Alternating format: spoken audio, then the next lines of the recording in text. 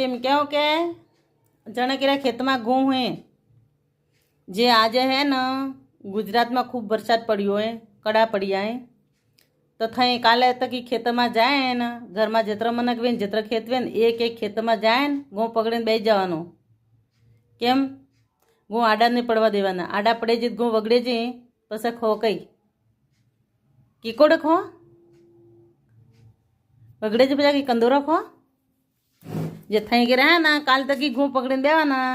વરકા આવે જેતરી વરકા બંધ વે જાય તો ઘઉં છોડી નાખવાના, નહીં તો ઘઉં આડા પોર પડ્યા જે મેતા પડે જાય, નેતા પાણીમાં વેન પરા જાય, પછી ઘઉં મૂંગ આવી જાય, પછી ખો કઈ પૈસા વે રોકડા વે ડોકરા પડને રોકડાને વે ડોકરા જે ને મોટિયાર કુંવારા રહે છે.